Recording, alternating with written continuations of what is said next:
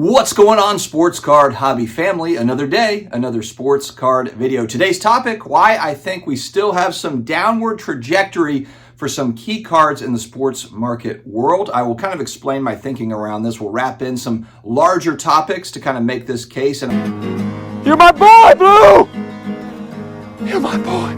And of course, I always enjoy your comments down below. Let me know your thoughts, because frankly, we're talking about cards, we're talking about our hobby, but it does also relate to the larger world that we live in. A few quick announcements before we get started. Hakes Auctions is ending tonight. A lot of huge items in their March premiere auction. You got to check this out. There are some beauties. I will be buying a graded comic book tonight. I'm just not sure which one it's going to be. I've got a bunch on my watch list, and I'm all excited about it. So make sure you check out Hakes Auctions, get your bids in tonight. Also, it's never been a better time to sign up for Drip Shop Live. You're looking to upgrade your sports card collection or rip some of the hottest NFL, NBA, or MLB products. You gotta check out Drip Shop Live, the go-to live shopping platform with trusted sellers and a diehard community of collectors. I've got a code down below. Make sure you head down there. You'll get up to $250 in credit to use immediately on their app with no minimum purchase. You can use this to shop in live selling streams for the hottest products, singles, slabs, and everything in between. Check out Drip today. Links in the video description and in the pinned comments below.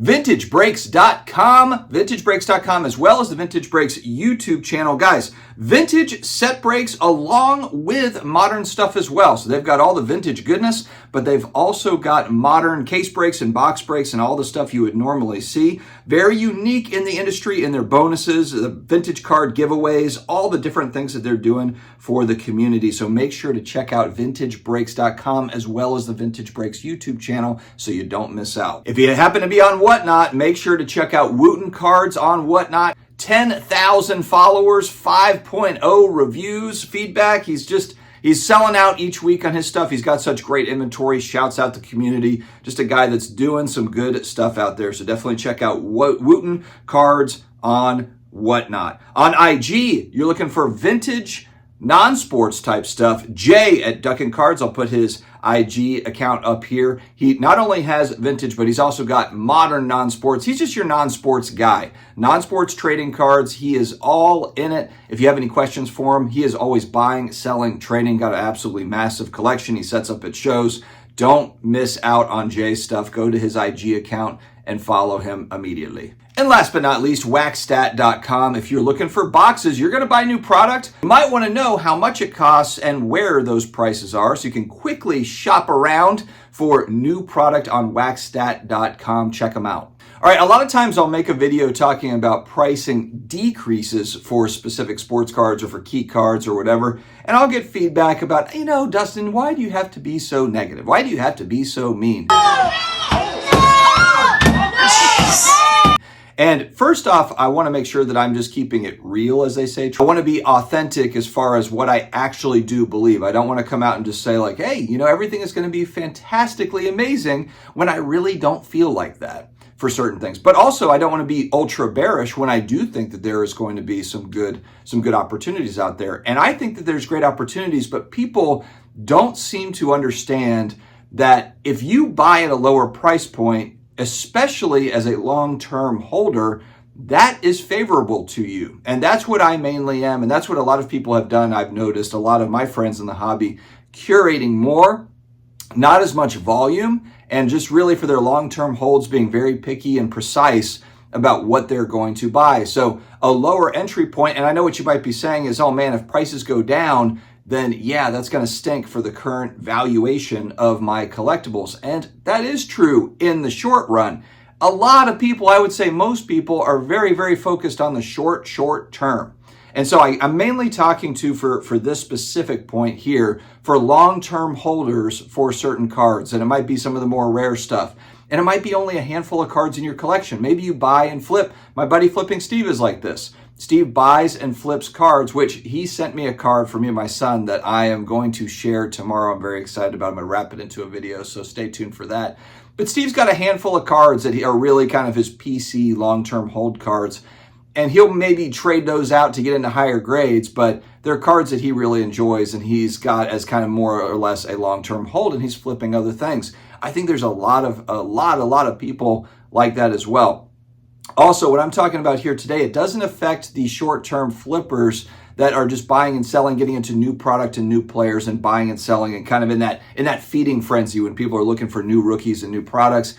That all still holds. That's not really what I'm talking about here, but I will say, and I'll keep on saying it until hopefully sometime it changes, but new product is still way overpriced. It's just too expensive. There's not enough value, not even close to enough value coming out of new product than what people are spending on it. 12 cards per pack and 12 packs per box, of course. The main thing about this is the resale prices on this are always just crazy. I think right off the bat they were asking maybe $250-ish. You can probably find it $220-ish. This is the first off the line edition, and I think it's going for like $325-ish on eBay, which is pretty crazy. So the entertainment value of breaks, man, it better be an amazing entertainment value for you, because it is costly. It's an expensive experience. It's $120 Edgar and James rookie right there. Do whatever you've got to do to get through. But as far as the singles market goes, I still think that there's a lot of key cards. I did a video about this yesterday, and it was kind of looking back 12 months, 3 years, 5 years, and even 10 years on some of the prices of cards and key cards. We talked about 96 Topps Chrome Kobe Bryant rookie card, 2000 Bowman Chrome Tom Brady rookie card, and the 2011 Topps Update Mike Trout rookie. So not just random cards. These are fairly important hobby cards. They're not rare cards, but they are important hobby cards for important players. And you can see even after price decreases going back 2 years, we're 2 years into a price decrease, 2.5, it's still so much higher than it was 5 and then even 10 years ago. 10 years ago, this thing was a ghost town.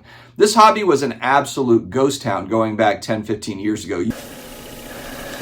Then we've got the MJ exclusives LeBron James dual autograph. Numbered 18 of 23, just like the box.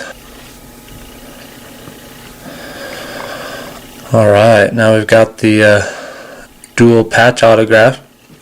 For the people that really made out or have seen huge gains, they are these long-term collectors that just bought and held stuff, and maybe they sold some of it into the boom, but even if they didn't sell into the boom, they are still up so much on those particular cards. They're still up 6x, 7x, 8x, even 9x in some cases.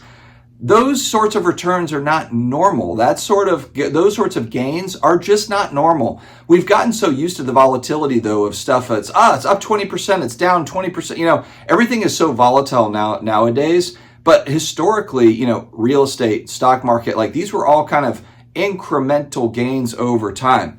Let's talk about some of the traditional stuff that's out there. I personally think the stock market, if you look at earnings ratios, you look at some of this stuff, there's a lot of stuff that doesn't make a whole lot of sense. There's a lot of speculation that the stock market as a whole in general is probably going to move downward in this environment. The Fed Reserve is hanging on tight, and of course it could just be that Powell is kind of keeping his cards close to his chest, to his vest, and he's not necessarily going to say, hey, you know what, we're going to cut interest rates here soon.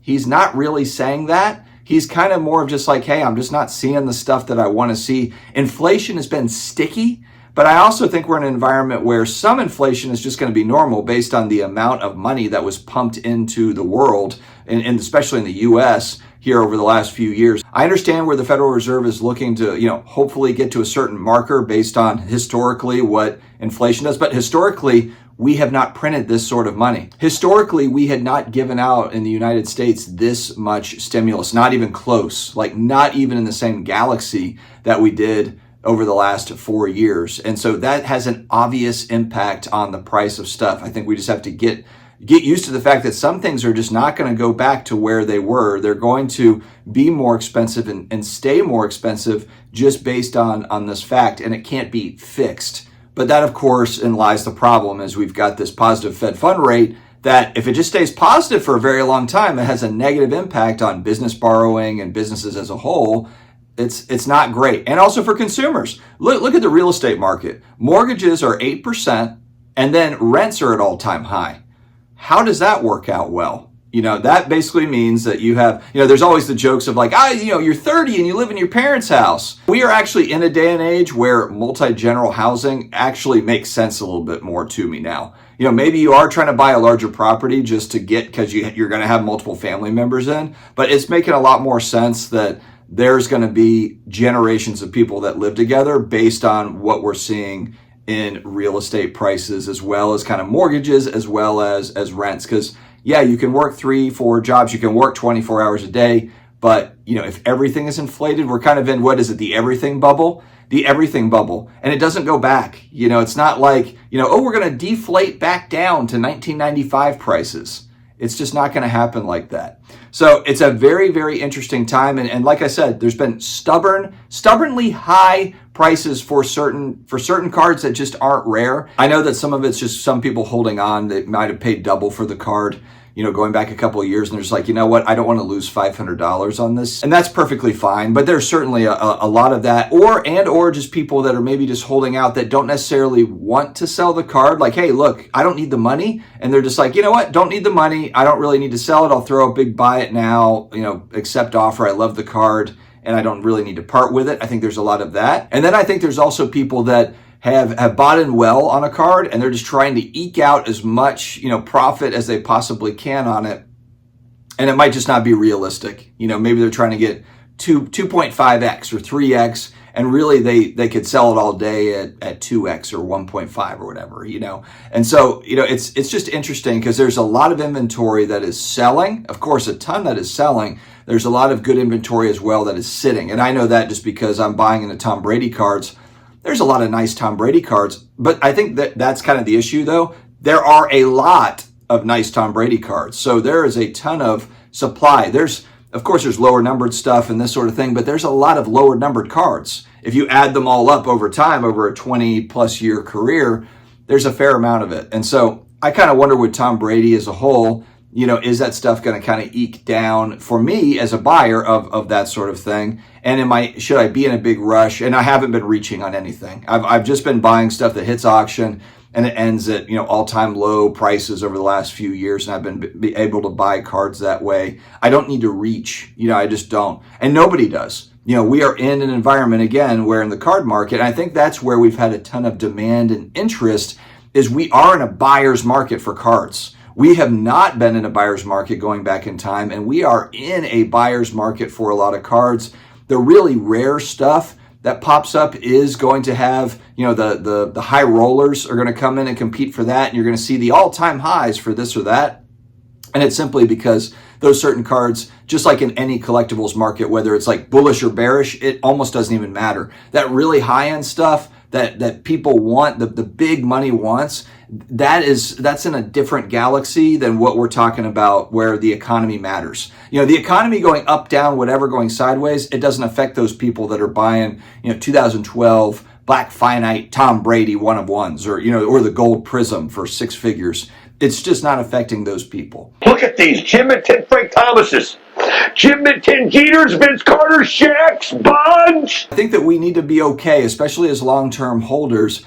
Prices cut in half, again, for certain cards, it's really not the end of the world. In the same fashion that if the stock market cuts in half, yeah, you're going to look at your portfolio and you're going to be like, oh my gosh, this is awful. Kind of like what, 2009, 2008, 2009, where, the Dow went down to what, 6,500? It chopped way, way down.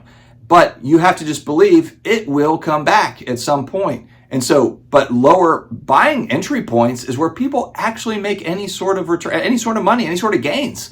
The gains are made when you actually just get hammered and then you continue to buy in. And that's the thing that I'm not saying for every card that's the case. Of course, if you have a guy that flops and his card's cut in half, then it's time to cut bait. You don't buy necessarily more of those cards. If the career is over, if it's Jamarcus Russell, they're not coming back. Andrew Luck, as much as I liked watching him play, You know, if you're a collector of Andrew Luck, that's fine, but spending huge money on his stuff, I mean, he's not coming back to play. He's not going to the Hall of Fame. And so those become just more collector type cards. But again, just going back, I'm going to say it finally one more time. Lower prices on stuff, it's not the end of the world. You can get in at a good price. To me, a collector is just the same as a long-term holder. And I feel like I'm a long-term holder on most things. Yes, I've got some of the short-term buy-sell stuff that I'm doing. I've got the Bowman U QB stuff that I'm doing, I'm having some fun with.